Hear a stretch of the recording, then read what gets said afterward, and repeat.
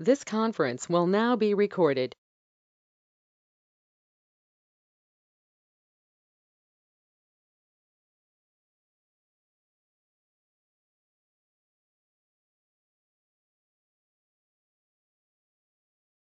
अस्सलाम वालेकुम। आप सबको मेरी आवाज़ आ रही है? जी वालेकुम सलाम। जी सर। जी आ रही है आवाज़ आप।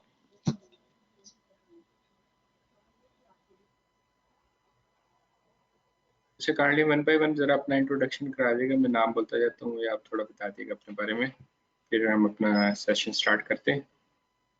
अब्दुल वहाब नजम।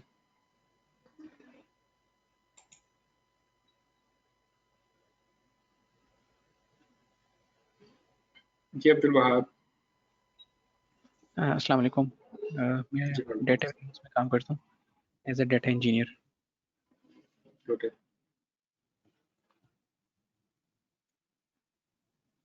जी आगे हैदर अली।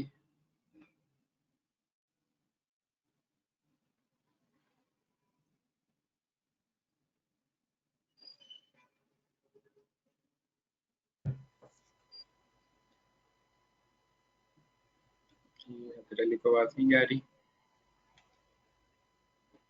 उसके जी बाद सर आ रही है जी। अब आ रही है आपको आवाज़? जी आवाज़ आ जी रही है मुझे। जी सर मैं हैदर अली। तकरीबन मेरा 12 साल का एक्सपीरियंस है आईटी सपोर्ट में as a senior IT support engineer, और टिल देन मैं जॉब कर रहा हूँ। अभी भी स्टिल जो है जॉब में हूँ। तो मज़ीद इसको ज़रा अपने स्किल्स को इम्प्रूव करने के लिए, एनहांस करने के लिए इसको मैंने कोर्स को इसकी सारी जो है वो देखी है कोर्स आउटलाइन। तो आई होप सो कि इंशाल्लाह आपके साथ जो है ना ये ट्रेनिंग का सेशन अच्छा जाएगा। इंशाल्लाह इंशाल्लाह। जी इंशाल्लाह। Thank you. Thank you. अच्छा, इसके बाद जी हमारे पास ये शाहिद हैं। शाहिद। जी अस्सलाम वालेकुम।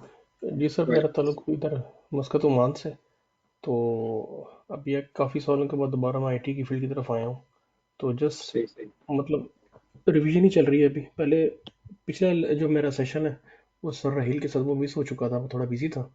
तो फिर सही। दोबारा आई थिंक आपने रमज़ान में करना था, फिर रमज़ान में नहीं हो सका, तो फिर अभी दोबारा हाँ जी स्टार्ट किया है। जी, वो स्टूडेंट्स बस वो रमज़ान की वजह से थोड़ा स्किप हो गए थे, इसलिए फिर जी हमने रोक दिया था सेशन। तो आप स्टार्ट कर रहे हैं इसको दोबारा। जी सर। Thank you. अच्छा, इसके बाद वकास अली हैं।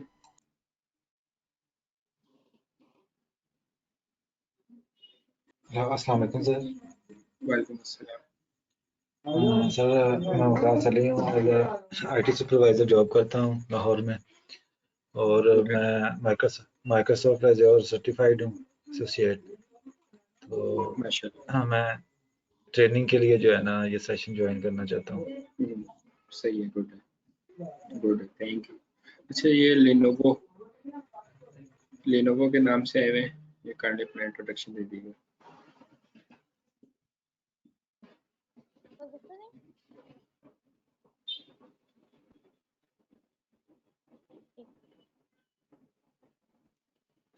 अच्छा जी, चलिए हम अपना सेशन स्टार्ट करते हैं।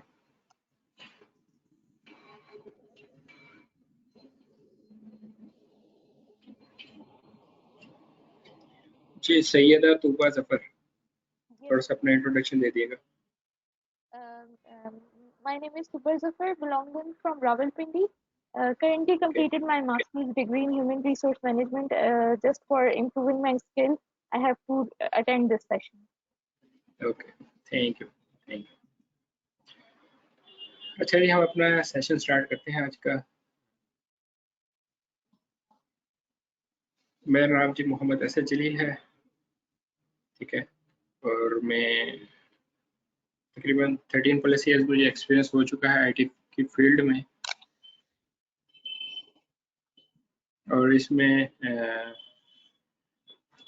तकरीबन 4 ईयर होने वाले मुझे आई-टेक नेट से ट्रेनिंग्स देते हुए। यहाँ पे मैं AWS, Azure, SCCM जिसका न्यू नेम MECM है, Intune जिसका new name and point manager है, और ऑफिस 365 जिसका न्यू नेम माइक्रोसॉफ्ट 365 है।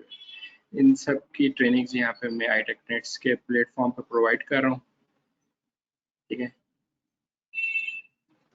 तो आज बेसिकली हमारा जो सेशन है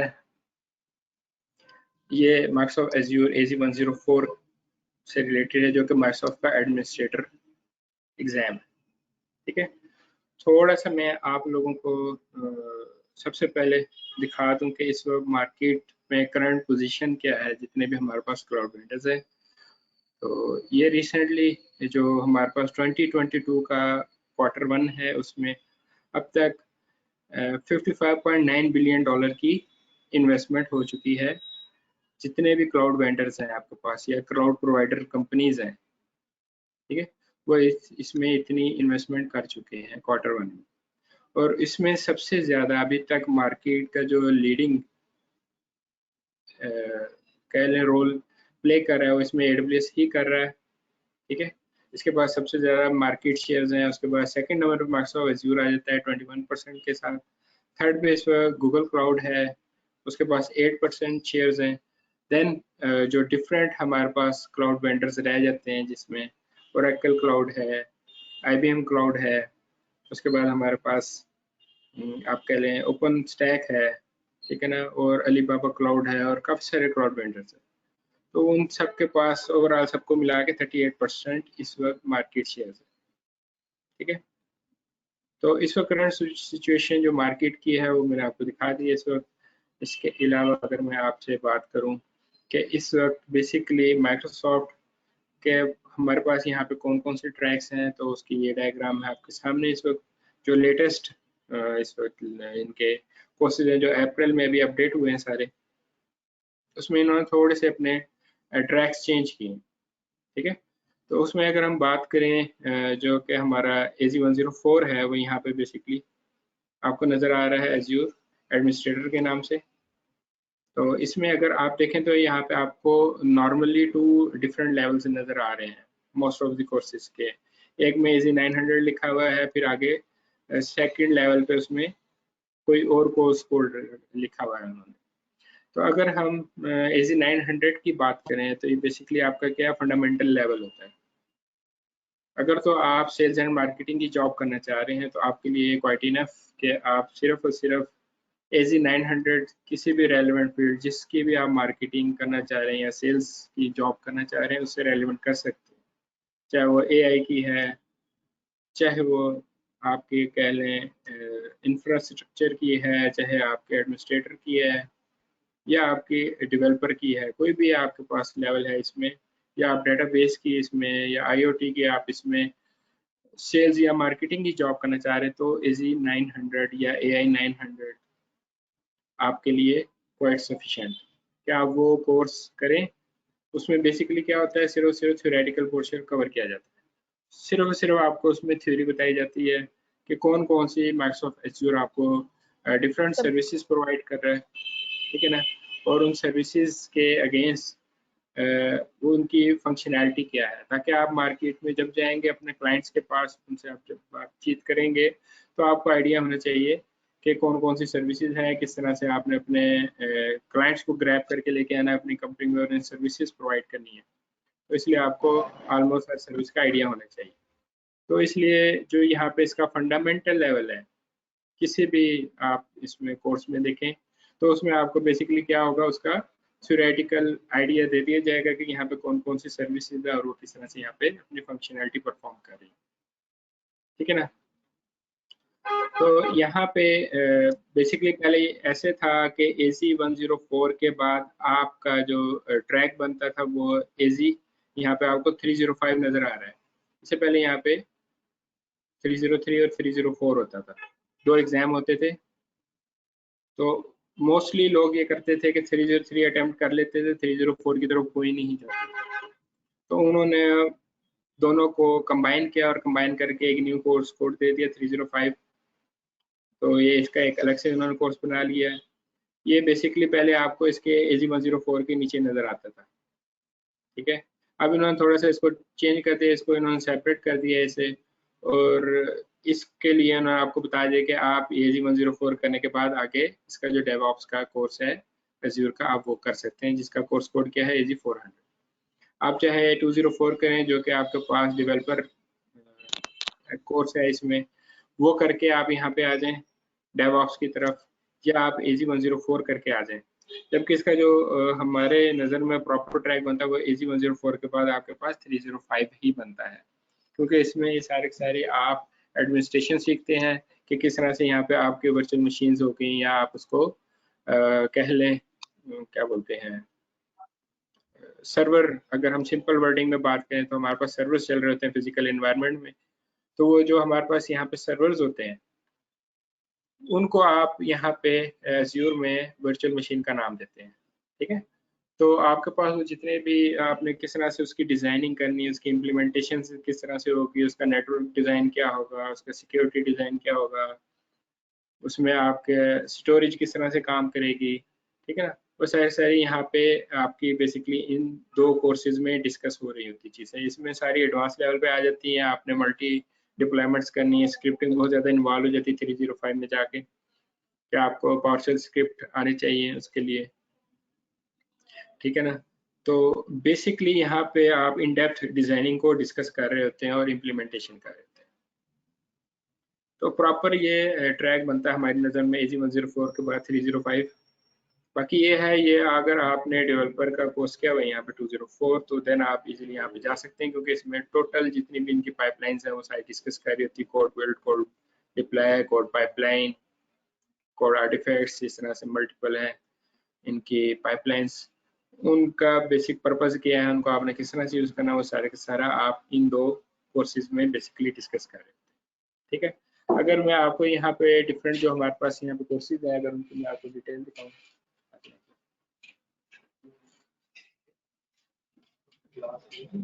हाँ स्टार्ट है, बैठे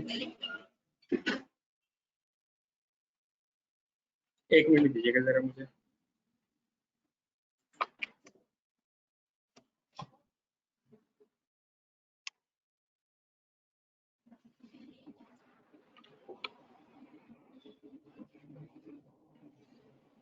जी जरा कंफर्म करिएगा मेरी बात आ रही है आप लोगों को? जी सर आ रही है।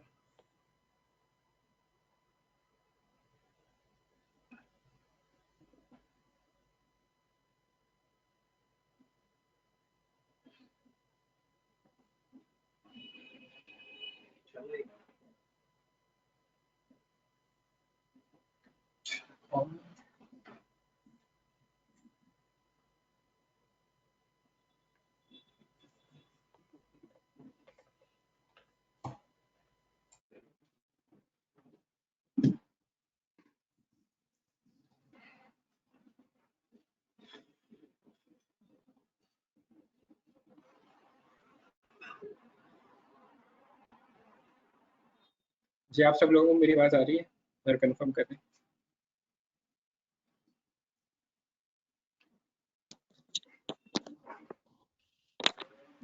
जी सर आ रही है आवाज आप। Okay thank you. अच्छा, यहाँ पे ये स्लाइड में आप देख सकते हैं कि हमारे पास बेसिकली डिफरेंट कोर्सेज जो माइक्रोसॉफ्ट हमें ऑफर कर रहा है, इसमें इसके 4 डिफरेंट लेवल्स आपको यहाँ पे नजर आ रहे होंगे।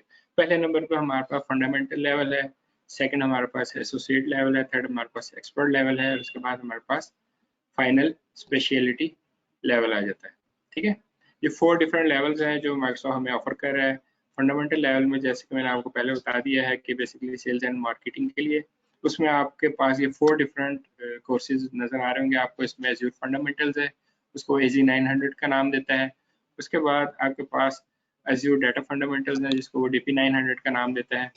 उसके बाद एज्योर AI फंडामेंटल है, जो कि आपका आर्टिफिशियल इंटेलिजेंस से रिलेटेड है सारा, वो AI 900 है। और उसके बाद आपके पास security compliance and identity fundamentals है, जिसको वो SE 900 का नाम देता है। ठीक है, तो ये आपको करने की ऐसा कोई जरूरत नहीं है। अगर आप प्योरली टेक्निकल साइड पे आना चाह रहे हैं तो आप डायरेक्ट एसोसिएट लेवल से अपना कैरियर स्टार्ट कर सकते हैं। ठीक है, इसमें हम जो आज कोर्स डिस्कस करने जा रहे हैं वो हमारे पास AZ 104 है, जो कि एज्योर एडमिनिस्ट्रेटर एसोसिएट है। ठीक हो गया। उसके अलावा एसोसिएट लेवल पे हमारे पास डेवलपर एसोसिएट है, उसका AZ 204 है कोड। फिर डेटाबेस की जैसे मैंने आपसे बात की थी कि डेटाबेस एडमिनिस्ट्रेटर आप प्योरली इसमें जितनी भी डेटाबेसेस हैं एज़्योर हमें ऑफर कर रहा है, उन पे हम किस तरह से वर्किंग करते हैं वो सारा इसमें एज़्योर डेटाबेस एडमिनिस्ट्रेटर में हम सारे डिस्कस करते हैं। वो DP 300 का कोर्स कोड है। उसके बाद एज़्योर सिक्योरिटी है, इसकी बहुत ज़्यादा डिमांड है। AZ 500 जो सिक्योरिटी से रेलिवेंट लोग हैं वो इसको पिक कर सकते हैं और इसमें अपना कैरियर बिल्ड कर सकते हैं। उसके बाद डाटा इंजीनियर है, डाटा इंजीनियर का DP 203 है कोड, AI का है 102 और स्टैक हब ऑपरेटर्स का है इसमें 600, ठीक है। और उसके बाद एक्सपर्ट लेवल, बेसिकली आपके पास 2 डिफरेंट एक्सपर्ट लेवल्स हैं, जैसे हमने अपनी प्रीवियस स्लाइड में भी देखा जो डायग्राम में थी कि उसमें हमारे पास एज़्योर सॉल्यूशंस आर्किटेक्ट एक्सपर्ट आ रहा है जिसका इन्होंने कोर्स कोड अब 305 कर दिया। पहले इसके 2 एग्जाम थे, 303 और 304, अब इसका एक ही एग्जाम कर दिया उन्होंने 305 के नाम से। ये इनकी रिसेंटली अप्रैल में अपडेट्स हुई हैं सारी, ये वो है, ठीक है। उसके बाद सेकंड आपके पास एक्सपर्ट लेवल पे है वो डेवऑप्स इंजीनियर एक्सपर्ट है, उसका AZ 400 कोड है, ठीक है। स्पेशलिटी लेवल में आपको वो 2 दे रहा है, इसमें IoT दे रहा है और SAP दे रहा है, ठीक हो गया। ये बेसिकली यहाँ पे आपके पास डिफरेंट लेवल्स जो माइक्रोसॉफ्ट आपको ऑफर कर रहा है वो मैंने आपको दिखा दिए। अगर आप इसके सर्टिफिकेशन एग्जाम की बात करें जो आपका एसोसिएट लेवल है उसकी पाकिस्तान रीजन के लिए, बेसिकली हम जिस रीजन से बिलोंग करते हैं उसके लिए $80 है, ठीक है। बाकी बाहरी रीजन के लिए $165 उसकी एग्जाम कॉस्ट है, ठीक है। यहाँ पे किसी का क्वेश्चन है तो पूछ सकता है।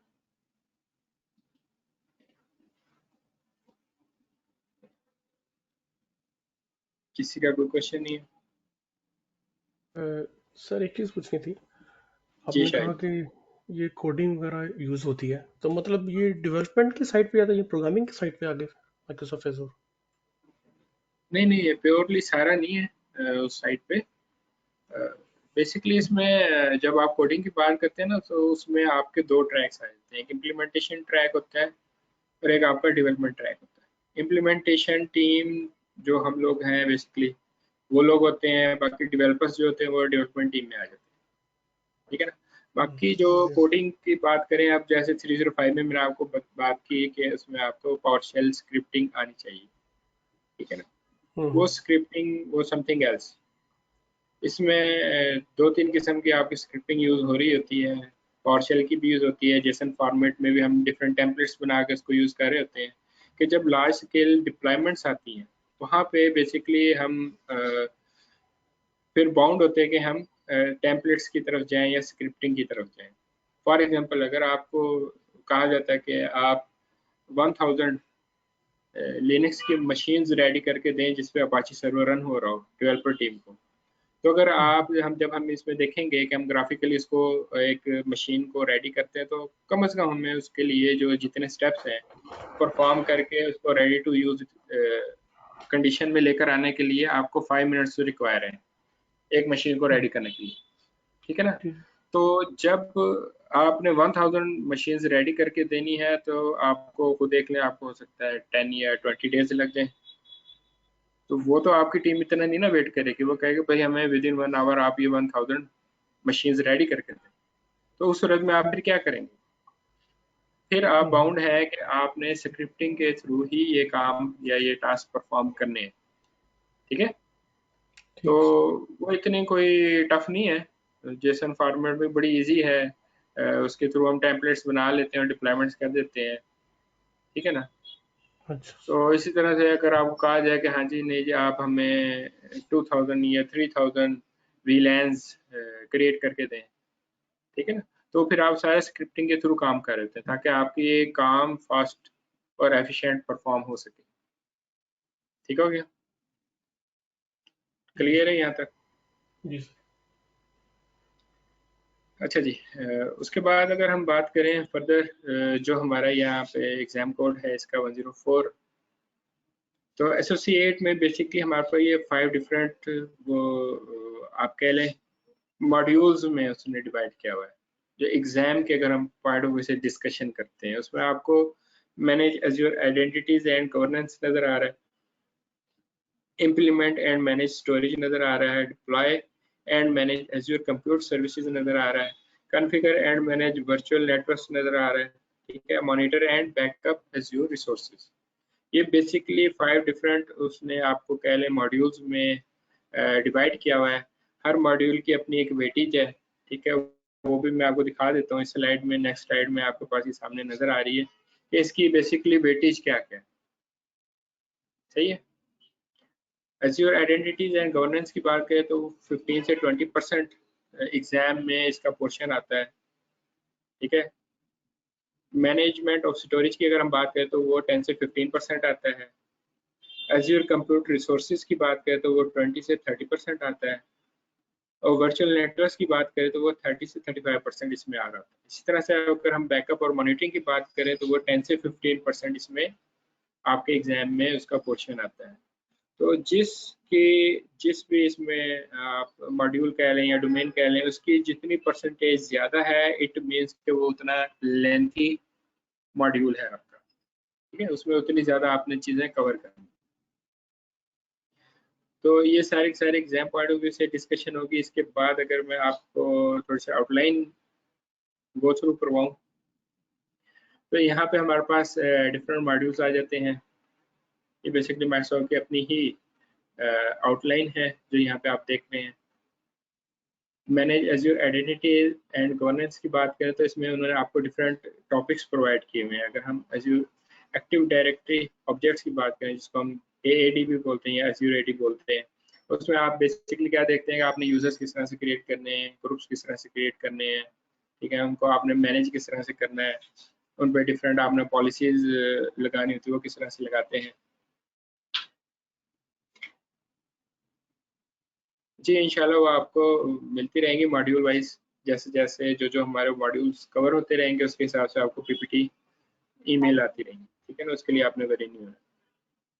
तो इसमें सिंगल यूज़र आपने क्रिएट किस तरह से करना है, मल्टी यूज़र्स को आप किस तरह से इसमें मैनेज कर रहे होते हैं, ठीक है ना। अगर आप बड़ी ऑर्गेनाइजेशंस में जाते हैं वहाँ पे तो आपको पता चलता है कि दिन में आपने थाउजेंड्स ऑफ यूज़र्स क्रिएट करने हैं, तो आपके लिए ये ग्राफिकली बड़ा हेक्टिक टास्क हो जाता है। तो आपने फिर बल्क में किस तरह से यूजर्स क्रिएट करने हैं या वहाँ से रिमूव करने हैं, ठीक है जी। उसके अलावा यहाँ पे आप एक पढ़ रहे होंगे manage guest user. Guest user क्या होते हैं इनके बारे में हम देखेंगे, उनको हमने किस तरह से क्रिएट करना होता है, तो उसको किस तरह से हम अपने ऑर्गेनाइजेशन का पार्ट बनाते हैं, ठीक है। तो सारे इसमें ये देखेंगे। एज्योर AD ज्वाइन, किस तरह से अपने एज्योर AD को ज्वाइन करना होता है। इसमें एक सर्विस होती है जो आपके यूजर्स हैं। नॉर्मली क्या होता है, अगर हम प्रोडक्शन एनवायरनमेंट की बात करें तो वहाँ पे आपके पास एक एक्टिव डायरेक्टरी होती है, और एक्टिव डायरेक्टरी में आप यूजर्स और ग्रुप्स में जाके वहाँ पे अपने सारे यूजर्स को मैनेज कर देते हैं, ठीक है ना। तो ये बेसिकली वही सेम चीज़ है कि वहाँ पे आप जिस तरह से यूजर्स को मैनेज करते हैं, वहाँ पे डिफरेंट ग्रुप्स बनाते हैं, डिफरेंट यूजर्स बनाते हैं, उन पर डिफरेंट पॉलिसीज इंप्लीमेंट करते हैं। सिमिलर यहाँ पे भी आप इसमें आके सारे अपने यूजर्स को क्रिएट करते हैं, ग्रुप्स को क्रिएट करते हैं, उन पर डिफरेंट पॉलिसीज इंप्लीमेंट कर रहे होते हैं। तो वहाँ पे नॉर्मली क्या होता है कि आप यूजर का पासवर्ड रीसेट कर सकते हैं। यहाँ पे आपके पास वो नॉर्मली ऑप्शन नहीं होती, उसको आप सेल्फ सर्विस पासवर्ड रीसेट एक इसमें सर्विस होती है, उसको एक्टिव करते हैं। उसके थ्रू फिर हर यूजर क्या होता है, अपना अगर उसने पासवर्ड चेंज करना है तो वो अपना पासवर्ड चेंज कर सकता है। वो हम देखेंगे किस तरह से इसमें वर्क करेगी। फिर इसमें से नेक्स्ट टॉपिक जो है हमारे पास वो है रोल बेस्ड एक्सेस कंट्रोल, जिसको हम RBAC का नाम देते हैं। कि अगर आप यहाँ पे आपको डिफरेंट रोल्स मिलेंगे, वो हमारे पास रोल्स किस तरह से काम कर रहे होते हैं, ठीक है ना। तो डिफरेंट रोल्स का क्या यहाँ पे पर्पस होता है, आप डिफरेंट रोल डिफरेंट यूजर्स को या डिफरेंट ग्रुप्स को किस तरह से असाइन करते हैं कि सिर्फ वो ग्रुप ऑफ यूजर क्या करें, वो स्पेसिफिक रोल को परफॉर्म करें, उनके पास फुल एक्सेस ना हो, ठीक है ना। जैसे अगर हम बात करें प्रोडक्शन एनवायरनमेंट की, आपने एक्टिव डायरेक्टरी कॉन्फ़िगर की, वहाँ पे आपके पास डिफरेंट टीम्स हैं, कोई सेल्स की टीम है, कोई मार्केटिंग की टीम है, कोई आपके अकाउंट्स की टीम है, कोई प्रोक्योरमेंट की टीम है। तो हर टीम का अपना एक टास्क होता है, ठीक है ना। IT की भी टीम है तो उसमें आपने डिवाइड किया हुआ, डेवलपर्स आपके अलग हैं, डाटाबेस के यूजर आपके अलग हैं, ठीक है ना। एप्लीकेशन यूजर आपके अलग हैं, जो आपकी IT की मैनेजमेंट टीम है वो अलग है, तो हर टीम के पास अपना एक स्पेसिफिक रोल है, वो किस तरह से यहाँ पे हमें वो यूज करना पड़ता है, उसके लिए उसने इसको RBAC का नाम दिया। तो उसमें हम देखेंगे कि बाय डिफॉल्ट जो उसने हमें डिफरेंट रोल्स दिए हुए उनको हमने किस तरह से यूज करना है। अगर हमने अपना खुद का क्रिएट करना है तो वो हमने इसको किस तरह से क्रिएट करना है। फिर इसमें सब्सक्रिप्शंस को हम डिस्कस करेंगे, सब्सक्रिप्शन होती क्या है, रिसोर्स ग्रुप्स क्या होते हैं, उसका पर्पस क्या है, डिफरेंट हमारे पास रिसोर्सेज होते हैं, ठीक है ना। जैसे वर्चुअल मशीन की हम बात कर रहे हैं, स्टोरेज अकाउंट की बात कर रहे हैं, डेटाबेस की बात कर रहे हैं, ये सारे हमारे पास रिसोर्सेज हैं। तो वो बेसिकली है क्या, उनको हमने किस तरह से यूज करना होता है, किस तरह से उनको कंट्रोल करते हैं, वो सारी की सारी चीजें हम इसमें डिस्कस करेंगे। जी वालेकुम अस्सलाम जी, काइंडली अपना नाम बता दें आपका, क्योंकि नाम यहाँ पे क्लियर नहीं है। उसमें डिफरेंट डायरेक्टरीज होती, किस तरह से क्रिएट आप कर सकते हैं, उनको मैनेज आप किस तरह से करेंगे, वो सारे हम इसमें डिस्कस करते हैं। फिर इसमें थर्ड टॉपिक है हमारे पास मैनेज सब्सक्रिप्शन एंड गवर्नेंस। इसको हम किस तरह से मैनेज कर सकते हैं। उसमें एज्योर पॉलिसीज हैं, रिसोर्स लॉक्स हैं, ठीक है ना। Okay Usman, thank you. उसमें डिफरेंट रिसोर्स ग्रुप्स हैं, एक रिसोर्स ग्रुप से दूसरे रिसोर्स ग्रुप में आपने किस तरह से मूव करने होते हैं अपने जो भी आप रिसोर्स यूज कर रहे हैं। फॉर एग्जांपल आपकी एक वर्चुअल मशीन रन हो रही है, अगर आप उसको एक रिसोर्स ग्रुप से दूसरे रिसोर्स ग्रुप में लेके जाना चाहते हैं, कैसे लेके जाएंगे, ठीक है ना। वो सारी चीजें हम डिस्कस करेंगे। उसमें डिफरेंट सब्सक्रिप्शंस होती हैं आपके पास, उनको आपने किस तरह से मैनेज करना होता है, कॉस्ट मैनेजमेंट उसकी क्या होती है, किस तरह से हम उसको सेटअप कर सकते हैं, ठीक है। वो सारी चीजें हम यहाँ पे देखेंगे। देन हमारे पास मॉड्यूल 2 आ जाता है उसका, जो कि हमारा टोटली स्टोरेज का मॉड्यूल है। उसमें हम देखेंगे स्टोरेज अकाउंट हमारा बेसिकली क्या होता है, उसमें हम किस तरह से स्टोरेज अकाउंट क्रिएट करते हैं, कंटेनर उसमें हमारे किस तरह से क्रिएट होते हैं, उसके अंदर डिफरेंट पॉलिसीज हम किस तरह से इम्प्लीमेंट करते हैं, किस तरह से एक्सेस करे यूजर आपके उस कंटेनर को या उस स्टोरेज अकाउंट को। उसमें सैस कीज क्या होती हैं, जिसको शेयर्ड एक्सेस सिग्नेचर कीज हम बोलते हैं, ठीक है। वो किस तरह से हम जनरेट करते हैं, उनको यूज करते हैं कि जब तक वो उसमें सैस टोकन नहीं देगा उस तक उस यूजर को उसकी एक्सेस नहीं होगी, ठीक हो गया। उसकी रेप्लिकेशन किस तरह से हम अपनी स्टोरेज की कर रहे होते हैं, वो सारी हम देखेंगे। अगर आप उसको आप ऑथेंटिकेट करवाना चाह रहे हैं स्टोरेज को एज्योर एक्टिव डायरेक्टरी के थ्रू, वो किस तरह से आप करवाएंगे। इसमें एज्योर जॉब्स क्या होती हैं, उनका आप किस तरह से बेनिफिट हासिल कर सकते हैं। जो स्टोरेज एक्सप्लोरर क्या है, बेसिकली उन्होंने वेब बेस आपको एक एक्सप्लोरर दे दिया है कि आप वेब बेस भी देख सकते हैं कि आपके इस अकाउंट में कौन कौन सी स्टोरेज यूज हो रही है, आपने क्रिएट की हुई है स्टोरेज अकाउंट, और उसके अंदर डिफरेंट कंटेनर या फोल्डर्स कौन कौन से पड़े हुए हैं। इसमें एजी कॉपी किस तरह से वर्किंग करता है ये हम देखेंगे, ठीक है। उसके बाद इसमें फाइल शेयर किस तरह से आपने करनी होती है। जिस तरह से आप नॉर्मली क्या करते हैं, प्रोडक्शन एनवायरनमेंट में आपने एक ड्राइव बनाई और वो आपने हर यूज़र के साथ शेयर कर दी, जिसमें वो अपना डाटा रख रहा है, ठीक है। इस तरह से अगर आपने एज्योर के साथ फाइल शेयर करनी है तो वो किस तरह से करेंगे, वैसे हम इसमें प्रॉपर इसकी लैब परफॉर्म करेंगे तो बेसिकली काम कैसे होता है। फाइल शेयर सिंक सर्विस क्या काम कर रही होती है, किस तरह से आप सिंक करेंगे उसको, ऑटो सिंकिंग कैसे, उसकी मैनुअल सिंकिंग कैसे होगी, वो सारी हम देखेंगे, ठीक है। इसमें फिर ब्लॉक स्टोरेज क्या है, इसमें 4 डिफरेंट काइंड ऑफ स्टोरेज हमारे पास यूज होती है, वो सारी हम इसमें डिस्कस करेंगे, ठीक है। देन हमारे पास मॉड्यूल आ जाता है deploy and manage azure compute resources. ये बेसिकली एज्योर में जब आप कंप्यूटर की बात करते हैं कि आपकी मेन ये आपका मॉड्यूल कहले आ जाता है, मेन मॉड्यूल्स में से है कि इसमें आपने फिजिकल, अगर हम इन्वायरमेंट की बात करें तो आप सर्वर एक क्रिएट करते हैं, तो यहाँ पे आप क्या करेंगे, एक वर्चुअल मशीन क्रिएट करेंगे, ठीक है ना। तो आपने यहाँ पे वर्चुअल मशीन किस तरह से क्रिएट करनी है, उनको यूज किस तरह से करना है, उसमें स्किल सेट क्या होता है, ठीक है। कि फॉर एग्जांपल आपके पास एक आपकी कोई एप्लीकेशन रन हो रही है, उसमें बहुत ज़्यादा लोग उसको एक टाइम में एक्सेस कर रहे होते हैं, जब लोड उस पर इंक्रीज होता है तो उस सूरत में वो क्या करें, मल्टीपल आपके पास मशीन्स रन कर दे या आपके मशीन के रिसोर्सेज इंक्रीज कर दे। ये 2 डिफरेंट काइंड ऑफ स्केल्स होते हैं, हॉरिजॉन्टल स्केलिंग और वर्टिकल स्केलिंग, ठीक है ना। तो उसमें कुछ में ये होता है कि आप रिसोर्सेज इंक्रीज करते हैं, कुछ में ये होता है कि आप उसमें नंबर ऑफ वर्चुअल मशीन अपनी इंक्रीज कर देते हैं, कि जैसे ही आपका लोड फिर कम होता है तो वो ऑटोमेटिकली आपकी वर्चुअल मशीन रिमूव कर देता है। तो उसमें ये दो डिफरेंट हम यूज़ कर रहे होते हैं स्केलिंग। हर स्केलिंग का डिफरेंट पर्पस है, वो हम सारा डिस्कस करेंगे इसमें, और किस तरह से इम्प्लीमेंटेशन होगी वो हम देखेंगे इसमें।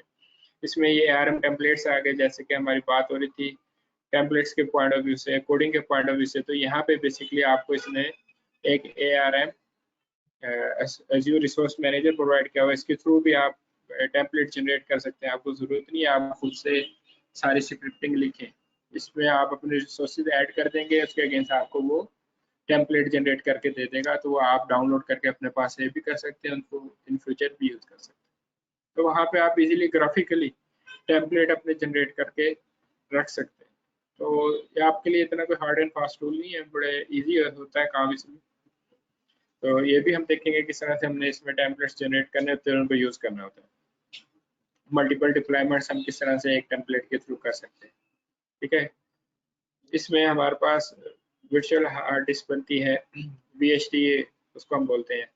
वो हम अगर उसका टेम्पलेट लेना चाहें कैसे लेंगे, वो सारी चीज़ें आ जाती हैं, ठीक है।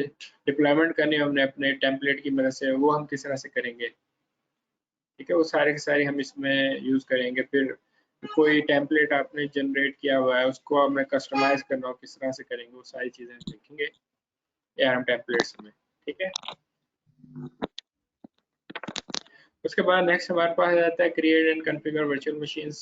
उसमें डिस्क की अगर आपने एन्क्रिप्शन करनी हो वो किस तरह से करेंगे। रिसोर्स ग्रुप, आपने एक रिसोर्स ग्रुप से दूसरे रिसोर्स ग्रुप में, मैंने पहले भी आपसे बात की, अगर अपने वर्चुअल मशीन को मूव करना है तो वो किस तरह से करेंगे, वो सारा हम देखेंगे इसमें।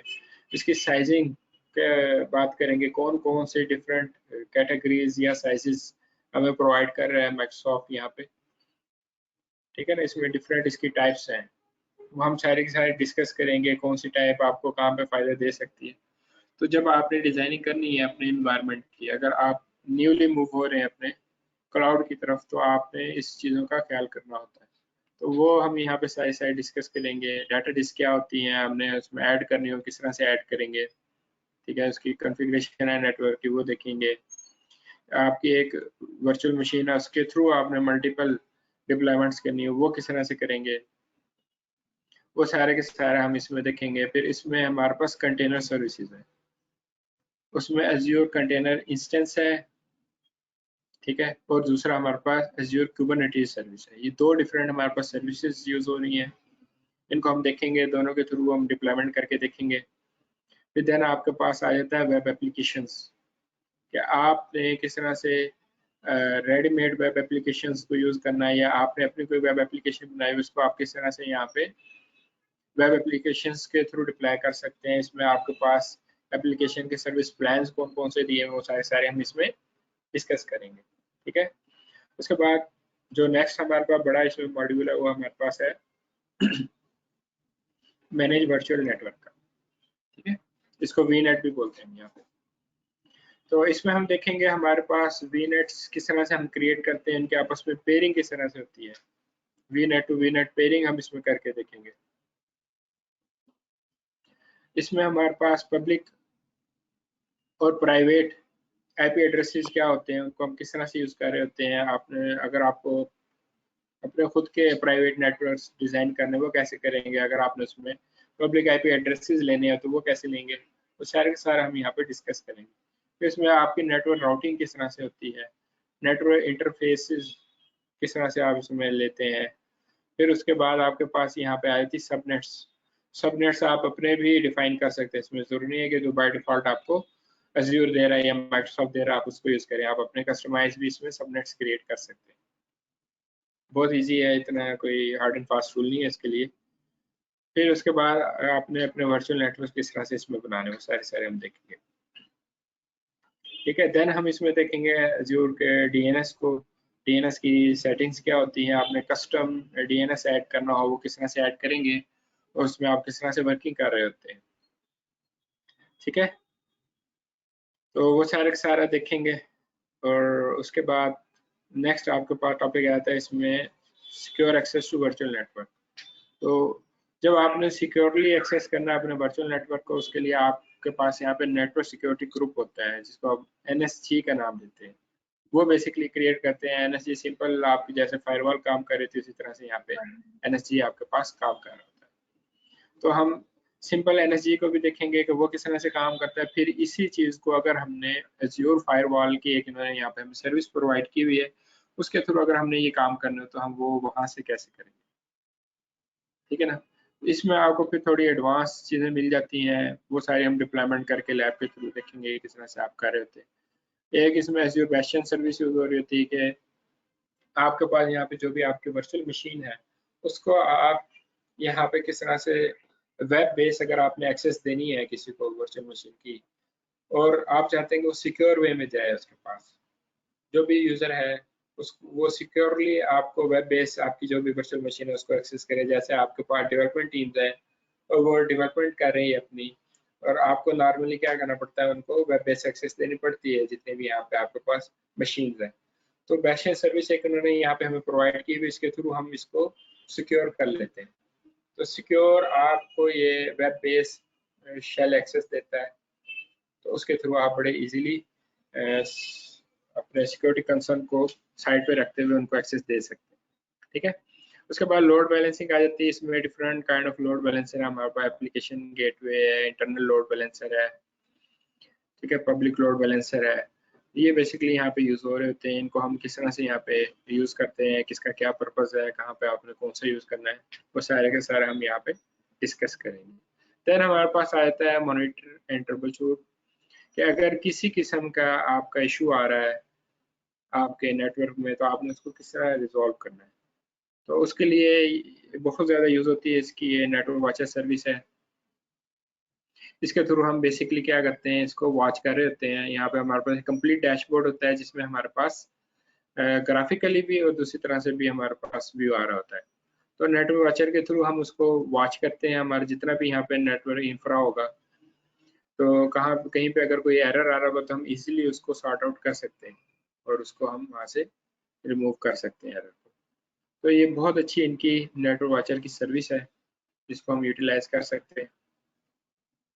इसके अलावा ये आपको यहाँ पे सजेशंस भी दे रहा होता है, उसको भी आप ध्यान में रखते हुए इस पर वर्किंग कर सकते हैं। देन हमारे पास आ जाता है कि ऑन प्रेम आपके पास अगर इंफ्रा चल रहा है, उसको अगर आपने उसको जो एज्योर है उसके साथ इंटीग्रेट करना है तो वो आप कैसे करेंगे। उसके लिए ऑब्वियस हम VPN के थ्रू ही ये काम कर रहे होते हैं। तो आपने किस तरह से VPN गेटवे इसमें क्रिएट करना है और कॉन्फ़िगर करना है ऑन प्रेम अपने नेटवर्क के साथ, ठीक है, वो यहाँ पे हम देखते हैं। एक इसमें सर्विस एक्सप्रेस राउट की यूज होती है। इसमें आपका बेसिकली वो इन्वॉल्व हो जाता है ISP के थ्रू आपकी ये काम करती है। हाई स्पीड आपको इसमें इंटरनेट रिक्वायर होता है, डेडिकेटेड इंटरनेट। उसके थ्रू जितना भी आपके पास ऑन प्रेम इंफ्रा चल रहा है उसको आप यूज कर सकते हैं अपने एज्योर इंफ्रा के साथ। तो इसमें आपको थोड़ी लिमिटेशंस का भी सामना करना पड़ता है। आपको ये देखना पड़ता है कौन कौन से रीजन में आप समटाइम्स ये होता है जो आप या किसी भी ISP से सर्विसेज ले रहे हैं, जो भी यहाँ पे हैं आपके पास ISPs जिनसे आप इंटरनेट की सर्विसेज ले रहे हैं, उनके आपको IP चेक करने पड़ेंगे कि समटाइम ये होता है किसी रीजन में या एक से ज़्यादा रीजन्स में उसके IP ब्लॉक हुए होते हैं माइक्रोसॉफ्ट की तरफ से, तो आपको वो थोड़ा चेक करना पड़ता है। तो उस हिसाब से फिर आपको वो सारी अपनी यहाँ पे सेटिंग करनी पड़ती है। उसके बाद वैन के थ्रू आप किस तरह से आप इसको कॉन्फ़िगर करते हैं और यूज़ करते हैं, वो सारे हम इसमें देखेंगे। देन आपके पास मॉनिटरिंग एंड बैकअप का आ जाता है मॉड्यूल। उसमें बेसिकली सारा काम क्या हो रहा है कि आपने किस तरह से अपने जितने भी आपके पास यूज़ हो रहे हैं यहाँ पे, इसमें आपके पास मैट्रिसेस होते हैं डिफरेंट, जिसमें हम बहुत ज़्यादा यूज़ करते हैं लॉग एनालिटिक्स का। इसके थ्रू हम चेक करते हैं, ठीक है ना, डायग्नोस कर रहे होते हैं। तो इसमें हम डिफरेंट क्यूरीज रन करते हैं। इसमें कुस्टो क्यूरी लैंग्वेज होती है, उसके थ्रू हम बेसिकली जितने भी हमारे लॉग्स हैं उसके एनालाइज करते हैं और चेक कर रहे होते हैं। उसमें हम देखेंगे कि हम अगर अपने खुद से कोई क्यूरीज जनरेट करने किस तरह से करेंगे और उसके थ्रू हमने जो भी रिजल्ट्स लेने हैं वो हम यहाँ पे ले सकते हैं, ठीक है ना। उसके बाद एक एज्योर मॉनिटर होता है, इसको भी हम देखेंगे, कॉन्फ़िगर करके देखेंगे किस तरह से काम कर रहा होता है। देन हमारे पास में आ जाता है बैकअप एंड रिकवरी, कि आपके पास यहाँ पे जो भी रिसोर्सेज चल रहे हैं उनका अगर आपने बैकअप लेना हो तो आपने किस तरह से बेसिकली लेना है इसमें बैकअप, और उसमें उसके थ्रू आपने रिकवरी बेसिकली किस तरह से करनी होती है। उसके लिए आपके पास रिकवरी की वर्ड्स होते हैं जो आपने क्रिएट करने होते हैं, उसके थ्रू आप बेसिकली रिकवरी कर रहे होते हैं, ठीक है। और इसमें एक सर्विस होती है एज़्योर साइट रिकवरी की। ये सारे हम देखेंगे इसमें चीज़ें। यहाँ पे आपका ये आउटलाइन कंप्लीट हो जाती है, जितने भी इसमें मॉड्यूल्स हैं मैंने सारे आपको उसका ओवरव्यू दे दिया है। अब यहाँ पे किसी का कोई क्वेश्चन है तो वो कर सकता है।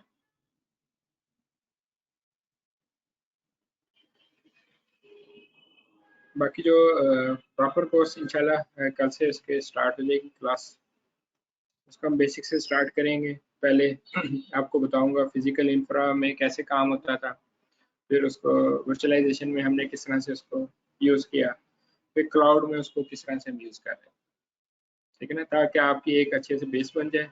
उसके बाद फिर हम प्रॉपर इसमें काम स्टार्ट कर देंगे 1 बाय 1 मॉड्यूल्स में। जी वालेकुम अस्सलाम। जी साकिब।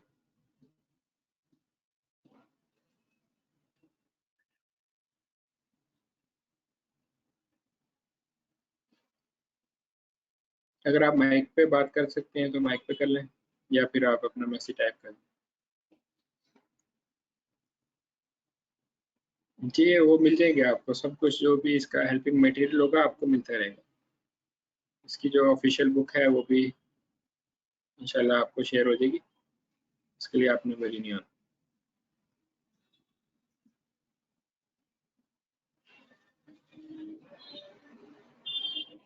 जी किसी का और कोई क्वेश्चन है तो बताएं, फिर हम अपना ये सेशन वाइंड अप करते हैं। कल इंशाल्लाह फिर हम इसमें बेसिक कॉन्सेप्ट्स क्लियर करेंगे। सर एक चीज पूछनी थी। जी शायद मतलब माइक्रोसॉफ्ट एजूर के लिए हमें जी पहले जो लोकल जो सर्वर्स हैं उनका नॉलेज होना ज़रूरी है, एक मतलब कि डायरेक्टली भी कर सकते हैं, समझ सकते हैं हम? जी डायरेक्टली पढ़ सकते हैं, लेकिन बेसिक सा नॉलेज होना चाहिए, इसलिए ना मैंने पहला सेशन उसका रखा हुआ होता है, उसमें मैं अच्छा प्रॉपर आपको गाइड कर देता हूँ बेसिकली फिजिकल इंफ्रा में आपके सर्वर्स होते क्या हैं, किस तरह से काम कर रहे होते हैं, ठीक है ना। अच्छा अच्छा, ठीक है सर। तो वो आपको इंशाल्लाह वो उसमें वरी होने की ज़रूरत नहीं है, वो सारा आपका कवर हो जाएगा। ठीक है सर। जी तो वो आप कोई क्वेश्चन करना चाह रही थी? जी सर, ये जो है ये सारी मैनेजमेंट इंफॉर्मेशन सिस्टम के अंदर आते हैं ना ये सारी चीजें, तो ये हम लोगों ने अभी तक जितना मॉड्यूल पढ़ा जी ये सारी एडमिनिस्ट्रेशन में आ जाती हैं चीज़ें, है। इसको बेसिकली एडमिनिस्ट्रेशन बोलते हैं। ओके सर, और ये इसका प्रैक्टिकली आप वर्क करवाएंगे या वैसे ही इसको बस हम थ्योरी रीडिंग करेंगे? नहीं नहीं नहीं, ये इसका आप कह लें 80% जितने भी कोर्स है ना आपका, जो मैंने आपको गो थ्रू करवाया है अभी, 80% से ज़्यादा ही आपका इसमें प्रैक्टिकल होगा। ये ठीक आपने है खुद सर। ही देखना है कि आपने वीनेट किस तरह से क्रिएट करना है, उसके अंदर सही अगर आपने आईपी एड्रेसिंग देनी है वो आप अपनी मर्जी की आईपी एड्रेसिंग देंगे उसमें, ठीक है ना। सही। पब्लिक आईपी जी एड्रेस आपने ऐड करने वो आप खुद ऐड करेंगे, सही नेटवर्क राउट्स आप खुद ऐड करेंगे, सारा सही। प्रैक्टिकली है। ओके ठीक है, बस ये मैंने इसकी कंफर्म। प्रैक्टिस की जाएगी तो जी साकिब क्या कह रहे हैं? इसकी प्रैक्टिस किस पे की जाएगी? इसकी प्रैक्टिस माइक्रोसॉफ्ट एज़्योर पर की जाएगी। portal.azure.com पे मैं आपको बता दूंगा, आप लोगों ने अपने अपने अकाउंट्स वहाँ पे क्रिएट कर लेने। मैं आपको दिखा भी देता हूँ, ये portal.azure.com, ठीक है, इस पे जाना होता है बेसिकली, इस पे ना अकाउंट क्रिएट करना होता है, वो मैं कल आपको गाइड कर दूंगा कि किस तरह से आप लोगों ने अपना अकाउंट क्रिएट करना। तो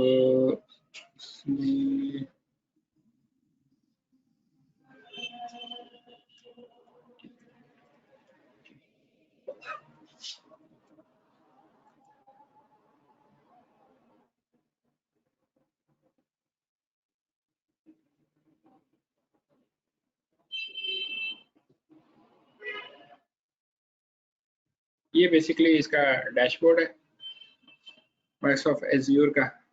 यहाँ पे ये कुछ सर्विसेज आपको यहाँ पे नज़र आ रही हैं। अगर मैं ये जो 3 लाइंस आ रही हैं इस पर क्लिक करता हूँ लेफ्ट साइड पे, तो यहाँ पे इसके कंप्लीट आपको डिटेल्स दिखा रहा है जो यहाँ पे सर्विसेज, ये डिफरेंट कैटेगरीज है यहाँ पे आपको नज़र आ रही है। Resource groups, app services, function app, SQL databases, Azure Cosmos dB, virtual machines, load balancers, ये स्टोरेज अकाउंट्स, ये इसकी डिफरेंट आप कह लें कैटेगरीज हैं सर्विसेज की। अगर मैं ये देखें ऑल सर्विसेज पे क्लिक करता हूँ तो यहाँ पे बेसिकली ये जितनी भी सर्विसेज हैं माइक्रोसॉफ्ट आपको ऑफर कर रहा है वो सारी की सारी यहाँ पे आपको बता रहा है। जनरल में देखें वो आपको बता रहा है कि 18 सर्विसेज हैं, और इसको अगर हम थोड़ा सा स्क्रॉल डाउन कर दें तो यहाँ कंप्यूटर में आपको बता रहा है 28 सर्विसेज हैं जो आपको डिफरेंट यहाँ प्रोवाइड की जा रही हैं। नेटवर्किंग में 34 हैं, ठीक है ना। तो इस तरह से आपके पास अगर आप यहाँ पे देखें, अगर मैं यहाँ पे क्लिक करता हूँ तो यहाँ पे बेसिकली क्या है आपके पास फेवरेट्स हैं। फेवरेट्स में ये आपको ये सर्विसेज दे रहे हैं।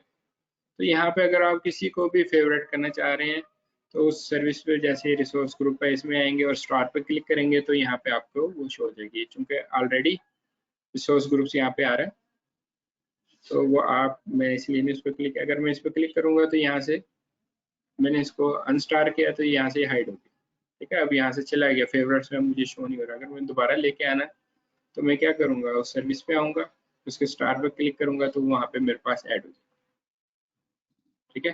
अब ये बिल्कुल लास्ट में जाके ऐड हो गई। और अगर मैं इसको ड्रैग एंड ड्रॉप करके लेके आना चाहूँ जहाँ पे मैं इसको रखना चाहूँ, फॉर एग्जाम्पल मैं कहता हूँ यहाँ फंक्शंस ऐप के नीचे मुझे ये शो हो जाए सर्विस, तो वो यहाँ पे आ जाए, ठीक है ना। इस तरह से आप अपने हिसाब से डैशबोर्ड सारा मैनेज कर लेते हैं। ये इंशाल्लाह कल मैं डिस्कस करूँगा किस तरह से आपने इसकी मैनेजमेंट करनी है। तो बेसिकली इसका डैशबोर्ड है, यहाँ पे बेसिकली आके अपने सारे काम करने, तो सारा मैं आपको बता दूंगा किस तरह से अकाउंट क्रिएट होना और बाकी सारे काम होने। जी किसी और का कोई क्वेश्चन? जी कामरान इखलाक, आई थिंक आपने लेट ज्वाइन किया।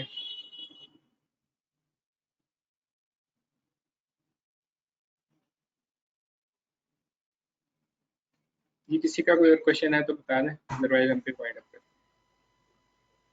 नहीं सर।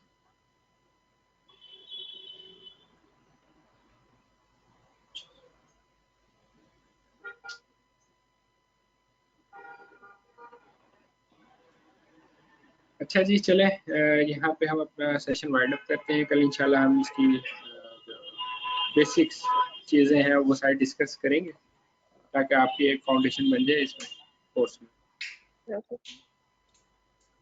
ओके जी, अल्लाह हाफिज़। Allah. अल्लाह हाफ़िज़।